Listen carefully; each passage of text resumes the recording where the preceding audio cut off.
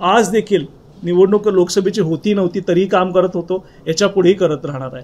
त्यामुळे मला वाटतं एक जरी ऑप्शन बंद झालं तर 10 वेगळे दरवाजे तुमच्यासाठी ओपन होतात। त्यामुळे मला वाटतं की एखादी मोठी झेप घ्यायची असेल तर 2 पावलं मागे येऊन चांगल्या पद्धतीने पुढे जाणं हे मला वाटतं त्यात शहाणपण आहे। साहेब काम बोलतंय माझं, नुसतं तोंड नाही बोलत साहेब। पण मला राज्यसभा मला कधीही आवडेल, पण सगळ्यात थोड्यात बघितलं तर मला लोकांच्यातून काम करणं हे तेवढंच भावतं मनाला। माझं याच्यामध्ये फक्त कमी कुठं पडलो, माझा पक्ष मी कुठल्या अटॅच नव्हतो किंवा एक गॉडफादर बरोबर लागतो, माझे वडील माझ्याबरोबर, पण एखादा गॉडफादर आणखी लागणार।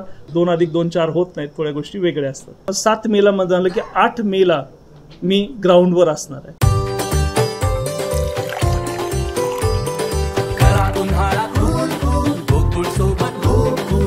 गोकुळ सोबत गोकुल। ज्यावेळी जर अपक्ष उमेदवार जर उभा राहिला महाविकासच्या, तर इथंही शिवसेनेचा उभा राहील अशी माझी अपेक्षा होती।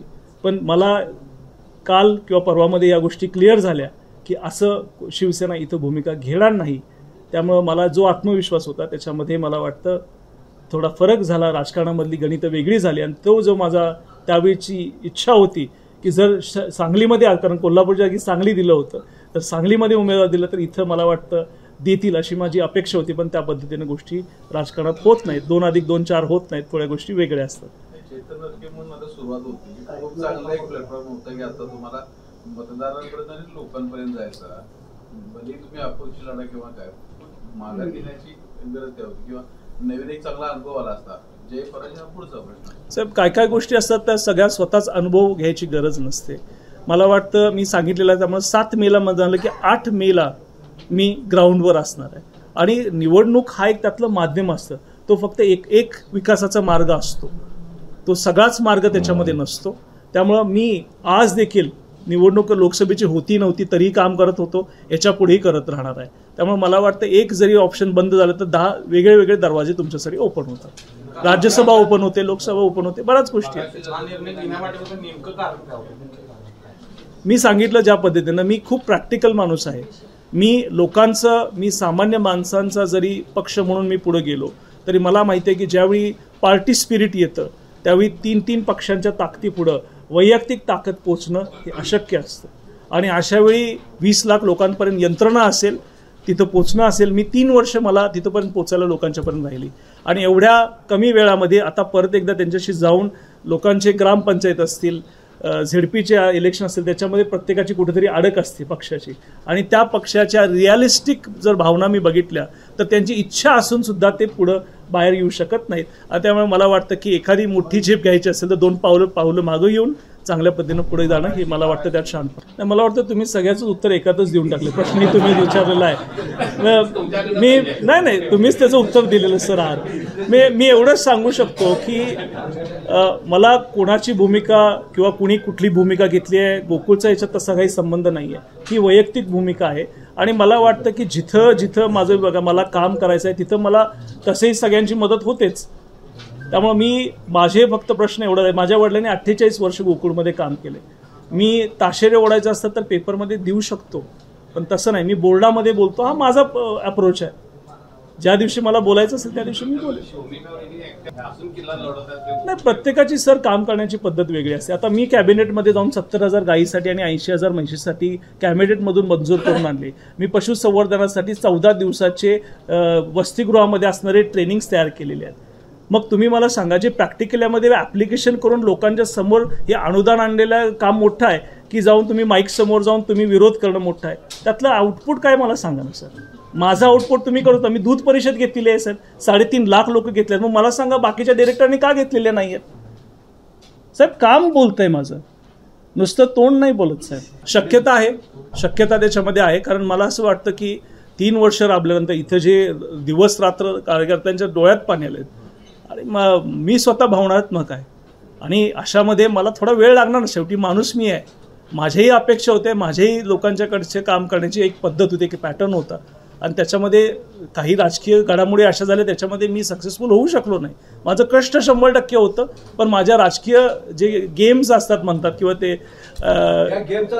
एक कमी पडलो। मग त्याच्यामध्ये आता मी ज्यावेळी 5-6 दिवस पुढे जातील याचा शांतपणे मी विचार करेन आणि ज्याला कोणाला पाठिंबा द्यायचा आहे किंवा नाही द्यायचा आहे हे मी माझ्या कार्यकर्त्यांची आणि माझ्या वडिलांशी सगळ्यांशी बोलून तुमच्याबरोबर परत एकदा संपर्क साधेन. रिझर्व्हच एवढं मोठं आहे की आंतरराष्ट्रीय पातळीवर आपलं काम आहे आणि ते बघितलं तर तुम्हाला कॉप्ट कुणीही करू शकते. सगळेच मला की तुम्ही निवडणूक तुम्हाला कुठलाही पक्ष कॉप्ट करू गरजेचं पण आहे. हो, तसं काही प्रपोजल आलं तर तुमचं काही थोडं लवचिक करू. सर प्रपोजल्स येतात, पण मला राज्यसभा मला कधीही आवडेल, पण सगळ्यात थोड्यात बघितलं तर मला लोकांच्यातून काम करणं हे तेवढंच भावतं मनाला, म्हणून मी लोकसभेमध्ये प्रयत्न केलेत आणि लोकसभेमधून जाणं. त्यामुळे प्रपोजल्स येत राहतील, त्याच्यावर आपण विचार करूया.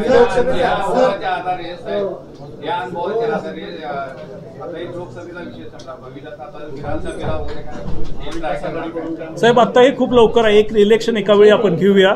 आता लोकसभेचा फक्त विषय बघूया ना सर, बघूया ना सर. त्याचा सर आपण विचार करूया, मी त्याच्यावर निर्णयावर आलेलो नाही. 3 वर्ष तुम्ही कोल्हापूरचं विजन करून जाताय, तर विजन असणारी माणसं कशात कमी पडतात किंवा तुमच्या नावाचा विचार व्हावा यासाठी काय करा? मला वाटतं तुम्ही इथं जे लोक बसलेले आहेत, जे प्रश्न विचारतात, काय वाटतं? आम्ही केले मीडियानं परिस्थिती तुम्हाला दिलेली आहे. हो, मला वाटतं सर काय आहे माहिती आहे का, याच्यामध्ये पक्षीय राजकारण हा एक मोठा भाग असतो. माझं याच्यामध्ये फक्त कमी कुठं पडलो, माझा पक्ष मी कुठल्या अटॅच नव्हतो, किंवा एक गॉडफादर बरोबर लागतो. माझे वडील माझ्याबरोबर, पण एखादा गॉडफादर आणखी लागणार. व त्या पद्धतीने मी माझ्या जोडण्या लावायला सुरुवात करणार की मला पक्ष आणि एक गॉडफादर हवा आणि तो मला पुढे आणेल, तो किंवा ती जे काय असतील ते. ज्या प्रमाणे सर वेळ येईल त्या पद्धतीने त्याचा विचार केला जाईल. पक्षाने तुम्हाला काही आश्वासन दिलेलं आहे का राज्यसभेचं, विधान परिषदेचं किंवा पुढील याच्यामध्ये? सर अजूनही प्रपोजल्स बरेच आहेत, पण माझी अजून मानसिक स्थिती अशी नाही आहे किंवा माझ्या लोकांची बोला, कारण एक इलेक्शन एका वेळी मी घेतोय सर. लोकांचे प्रपोजल्स आहेत का 100% आहेत, पण मी अजून कुणाला पाठिंबा दिलेला नाही, त्यामुळे मी कुठलेही प्रपोजल ऍक्सेप्ट केले नाही, क्लिअर आहे. हा, त्यांचा संपर्क झाला होता. हो. 8 महिन्यानंतर चेतन नरके स्वतःच्या हिमतीवर पुढे जाणार की 2029च्या लोकसभा याच्यासाठी पक्षाच्या माध्यमातून किंवा राजकीय सोयीची भूमिका बघून पुढे जाणार, काय त्या यावेळी ज्या राजकीय जोडण्या घालायला लागतात त्यात मी थोडंसं कमी पडलो हे माझ्या लक्षात आलं. त्यामुळे 100% यावेळी राजकीय जोडण्या घालून त्यानंतर मला जे सोयीस्कर वाटतं माझ्या गटाला उभारी देण्यासाठी असेल ते 100% मी ती भूमिका, राजकीय भूमिका मी घेणार. सर, याला लागून एक माझा प्रश्न आहे, जिल्ह्यातल्या युवकांना एकत्र दबाव तयार करणार. दबाव गटापेक्षा मला वाटतं मी सक्षम युवा पिढी तयार करणार सर. तो दबाव गट ऑटोमॅटिकली होतो. आज माझ्या वडिलांनी सुद्धा 250-300 कामगार गोकुळमध्ये 1 रुपयाची अपेक्षा न करता लावलेले आहेत. ते लोक माझ्याबरोबर जात, त्याच पद्धतीने मी लोकांसाठी उभं राहणार. त्यामुळे दबाव गटापेक्षा विकास हा सगळ्यात महत्वाचा आहे. अशाच नवनवीन अपडेट पाहण्यासाठी आमच्या KK न्यूज चॅनेलला सबस्क्राईब करा.